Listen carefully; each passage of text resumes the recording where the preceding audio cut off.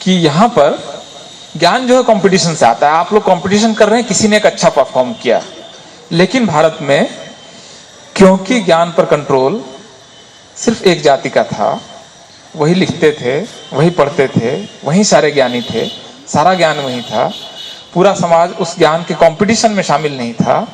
इस वजह से जो टैलेंट का पूल होता है, बहुत बड़ा टैलेंट, बहुत हजारों लोग कॉम्पीट करते हैं, कोई एक चीज बनाते हैं। यहाँ पर क्योंकि ज्ञान बहुत कम लोगों के कंट्रोल में था और उनको ज्ञान को कोई और चैलेंज नहीं कर सकता था, कोई अधिकार नहीं था इस देश में। ओबीसी जिनको आज कहा जाता है, जिनको आज शेड्यूल कास्ट कहा जाता है, जिनको ट्राइबल कहा जाता है, उनको पढ़ने लिखने का कोई अधिकार नहीं था। आप लोगों को पता होगा, और उनकी तस्वीर अगली बार जरूर लगाइएगा, सावित्रीबाई फुले ने 1848 में इस देश में लड़कियों के पढ़ने का पहला स्कूल खोला। उससे पहले लड़कियां नहीं पढ़ती थी। तो आधी आबादी तो पढ़ने से हिस्टोरिकली पिछले 2000-3000 साल से पहले ही आउट कर दी गई थी। आधी आबादी नहीं पढ़ती थी। अब आधी आबादी जो पुरुषों की थी, उसमें शेड्यूल ट्राइब को पढ़ने का अधिकार नहीं था, तो आपको 7-8% और आउट। इसके बाद शेड्यूल कास्ट के लोगों को पढ़ने का कोई अधिकार नहीं था, तो आपकी 16%, 17% आबादी फिर आउट। ओबीसी को पढ़ने का अधिकार नहीं था, तो 60% आबादी फिर से आउट। तो आपको आधी आबादी का भी 85 से 90% नहीं पढ़ता था। तो पढ़ने लिखने का अधिकार सिर्फ 5% लोगों के पास था। तो इतने नॉन कॉम्पिटिटिव माहौल में ज्ञान कैसे बन सकता है? सारे लोग कॉम्पीट कर रहे हैं, तब तो कोई एक ज्ञान की पैदाइश हो रही थी। एक प्रॉब्लम तो ये है कि इस देश में, जिसको कि फुले साहब ने बहुत अच्छे से चिन्हित किया है कि पढ़ने लिखने के अधिकारों किस तरह से रोका गया, और जब वो ज्ञान पर सबसे ज्यादा अधिकार जोर दे रहे हैं, जब उनकी वो मराठी में जो कविता है कि विद्या बिना मति गेली, जिसकी बात वो कह रहे हैं, तो या आप सावित्रीबाई फुले की कविताओं में भी ये बार बार आता है कि पढ़ना क्यों महत्वपूर्ण है, सबको पढ़ना क्यों महत्वपूर्ण है। या बाबा साहब जब अपना नारा देते हैं तो उसमें एडुकेट को सबसे पहले क्यों रखते हैं कि शिक्षित करो। इसका महत्व यही है कि सारे लोग क्योंकि नहीं पढ़ेंगे तो ज्ञान का विकास नहीं होगा, और आप आविष्कार नहीं करेंगे, दूसरे के ज्ञान का आप इस्तेमाल करेंगे, ज्यादा से ज्यादा नट बोल्ट बनाएंगे और उसको जोड़ेंगे, ज्यादा से ज्यादा ज्ञान नहीं निकाल पाएंगे। दूसरी चीज,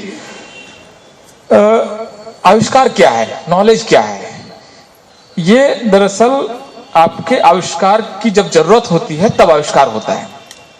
अगर आपको भारत में जो प्रभावशाली लोग हैं उनको कंधे पे उठाकर एक जगह से दूसरी जगह ले जाने वाली, पालकी चलाने वाला कहार नाम की एक जाति मौजूद है। उत्तर भारत में उसको कहार बोलते हैं, मुझे नहीं मालूम महाराष्ट्र में उसको क्या बोलते हैं। कहार अगर आपके पास मौजूद है जो आपको उठाकर दूसरी जगह पहुंचा दे और बदले में आप उसको सिर्फ बासी खाना दे दें तो भी उसका काम चलता हो, तो आप कार क्यों बनाएंगे? अगर आपके पास कहार है तो कार का आविष्कार नहीं होगा। कहार और कार साथ साथ नहीं चल सकता है। अगर आपके गंदे कपड़ों को धोने वाली एक जाति मौजूद हो, हम लोग धोबी बोलते हैं, आप लोग वैसे ही कुछ बोलते होंगे, वॉशरमैन कास्ट अगर मौजूद हो, जिसको कि आप अगर सिर्फ खाना दे दें और आपके 2000 साल से वो आपके कपड़े धो रहा है, तो आपको वॉशिंग मशीन की जरूरत नहीं है।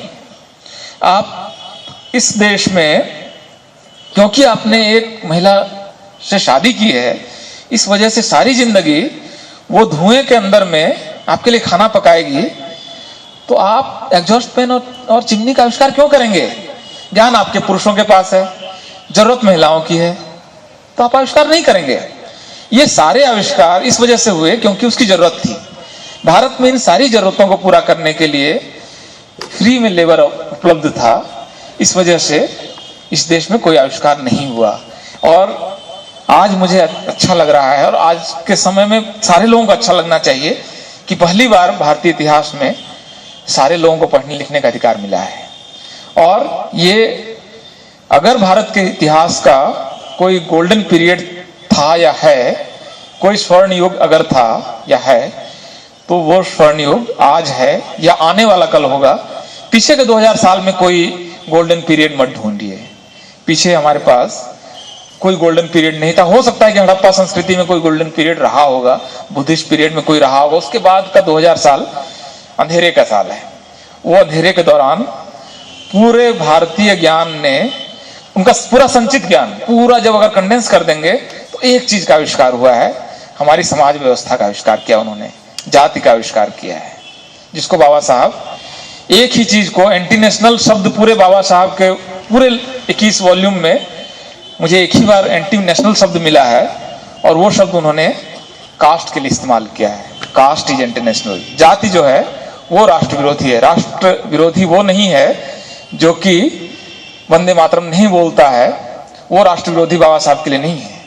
बाबा साहब किसी कोई आदमी झंडा लेकर नहीं चलता है इसलिए वो राष्ट्र विरोधी है, ये बाबा साहब नहीं मानते। बाबा साहब का राष्ट्र विरोधी सिर्फ वो व्यक्ति है जो जाति को प्रैक्टिस करता है, जाति को मानता है, इस वजह से किसी को नीचा देखता है। बाबा साहब की नजर में राष्ट्र विरोधी वो है। और अपनी बातचीत का, अच्छा बच्चों से तो मैं पूछ ही लेता हूँ कि कितनी देर वो मुझे सुनेंगे, क्योंकि मैं